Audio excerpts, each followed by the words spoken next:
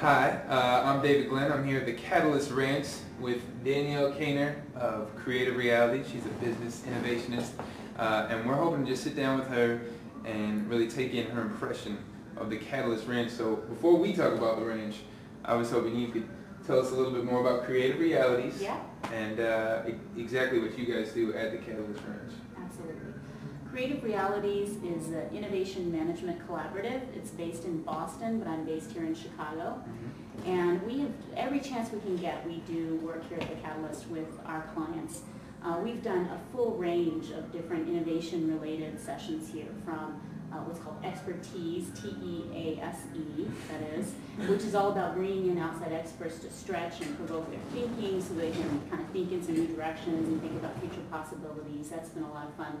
We do our version of ideation sessions here at the Catalyst, 2.5-day invention sessions that are all about taking insights that we've gathered from going out and exploring and turning those into ideas for new businesses and new products and services. So we've done those type of sessions here. We also have done a session which I think is this space is set up wonderfully for. It's called business model mapping. Yeah, you guys have wonderful rolling boards that I can create these gigantic maps. When we've helped a client come up with a new business concept, we can actually map that business model using those rolling boards and work with the team to look at and kind of make transparent how the business model is. So you just kind of like write it all out over this. We use Post-its and a lot of techniques for getting people engaged in building out the business model. So that's been cool. We also have, you guys are set up well to do work where we bring in customers, either consumers or in a business-to-business situation, customers, and engage them creatively along with the client to explore possibilities. So it's a little bit of a twist on a focus group. We call it a collaborative laboratory. We've done those here as well. So that's just a handful of different kinds of sessions over the years that we've done here as part of our work in helping clients to innovate. Right. Okay. So really, I mean, how would you say that this, I mean, you see how playful it is right now. Just how does this playful environment help you guys kind of get a different change of pace at your meetings? Sure. I mean, without a doubt, this space helps me to creatively engage my clients differently than I can in other spaces. It's like if I have a toolkit as a facilitator of things that I have in my back pocket, creative exercises, excursions, this space is an extra thing to add into my toolkit because I can actually incorporate the space into the things that I'm doing with my clients. So whether it's, using props like this boa we have here, or, interesting instruments or hats, or, I mean, the That's variety. That's actually my favorite. Is that your favorite hat? Pink hat? The variety of things that I can do to help my clients get outside of their day-to-day business environment, take off their own shoes and put on a different pair of shoes and think differently and make new connections. This space totally enhances that. We know in the world of creative problem solving that one of the keys is what we call freewheeling. So it's people being able to offer up thoughts and ideas without stopping themselves before they say something. And this type of space just loosens people up and helps them do that. So Now, I don't know if there's a way to like measure it out, through some monetary form, but how have you been able to figure out your return of investment for setting up sessions here? Sure. Yeah, it's a great question. It's always the question with innovation. How do we measure it? And certainly we do. I mean, we look at things that are creating value in the marketplace that have been implemented as a result of the work that we're doing. And I don't have the exact numbers, but for a manufacturer based here in Chicago, we went from hundreds of beginning ideas that we conceived of here in the ranch to a handful of thought-out business concepts that were mapped, and several of those have launched and are in the market today and are generating revenues for that client. So these are examples where you can literally measure. You can see how you start with a process that's so divergent that you use a space like this and you explore, but then you turn a corner and you develop these into real product, business, service concepts, and you see clients, with them in the market. So that's exciting, and we have many examples of that. So. Now, I know a lot of businesses set up meetings at hotel ballrooms, and I have seen some very good ballrooms in my day. I actually, aside from my beautiful job here at the ranch, I also give tours downtown Chicago. Okay. So I've seen some very fancy ballrooms in these tours. But I mean, when you're setting up a business meeting in a ballroom, it's never going to be the same.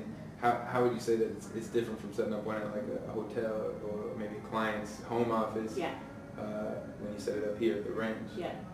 Well, I, over the years, have had my share of doing meetings in the corporate conference room on site at the client's place, in the hotel, meeting room, or ballroom, and I would prefer the ranch in every situation. And I say that because of a number of reasons. One is that these spaces tend to be, the lighting isn't great.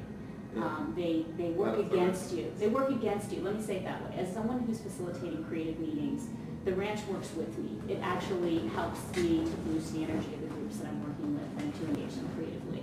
These spaces work against me. I have to throw more energy as a facilitator. Yeah, you kind of and I have to think a lot about how do I take this space and spin it to be more creative. When I come here, I know that's done for me. So the spaces are set up with very linear seating. People tend to be kind of forced into linear seating patterns where they can't interact as easily. The chairs are super uncomfortable. You sat in those banquet chairs forever. You don't have kind of interesting, different kind of seating. And here at the ranch, there's bean bags and hammocks and all kinds of seating where you can change it up. There's living room settings. People can feel very comfortable. That's not the case. The lighting, as I said, we were bringing up the fluorescent lighting. There's often not natural light. As you see with these windows, there's a lot of natural light in the ranch. That makes a huge difference in people's energy levels. But it's not just the space here at the Catalyst. It is a lot about the space, but more than that, it's about the level of service that's provided by ranch hands like yourself. I must say, the level of service, the creative problem solvers that are on staff here, starting with Eva and all the way through all the folks that she hires and has working here, and the flexibility that you guys show. When I have a vision of the kind of meeting I want to create, and sometimes that vision occurs to me in real time. I'm in front of the room and I'm doing something and I think, I really want to achieve this. Yeah. I can walk out there and in every instance, you guys have made it happen. I mean, there's a lot of creative problem solving, there's a lot of flexibility. The service is unparalleled. When I work in corporate spaces or hotels, there's not that flexibility. There's the package set, the meal's coming at this time, this is how we're working, this is not what's available to you. I mean, it's hard for me to get plants. I'll say, could we get some plants in the room maybe to have it feel, can't even get them to bring plants, they're comfortable chairs. So that makes a huge difference, that level of service. And I noticed, and when I brought it up with one of the ranch hands, they told me it was by design.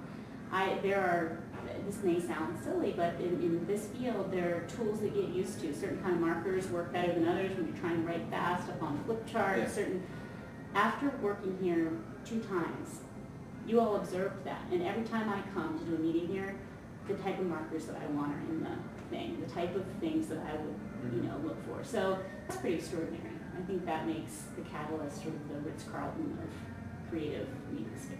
I've never heard this referred to as the Ritz-Carlton of meeting spaces before. I think you are. That's not bad. Ritz-Carlton. So, if there was one word you could use to describe the whole experience Creative Realities has had here at the ranch, what would that word be? I wish that all my colleagues could be here because there would be a wonderful symphony of words coming right now, just great enthusiasm. But the word that comes to mind for me personally is invigorated. That is not a word. This term was coined in a session with a client. Really? Coming out of work that we've done with that client is that I just feel invigorated.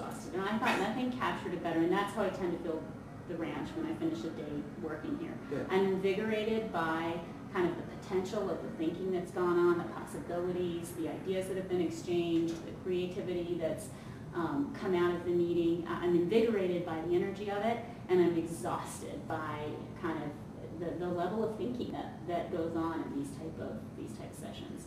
So invigorated. Not bad. So not only is the ranch providing a great meeting space, but we are taking the English language even further to creating new words. Indeed. I mean, just absolutely. We can create new words. We can create new businesses, new product services. We can create all kinds of new things in a space like this. Not bad. Well, I think that's going to wrap it up. It's kind of my cue.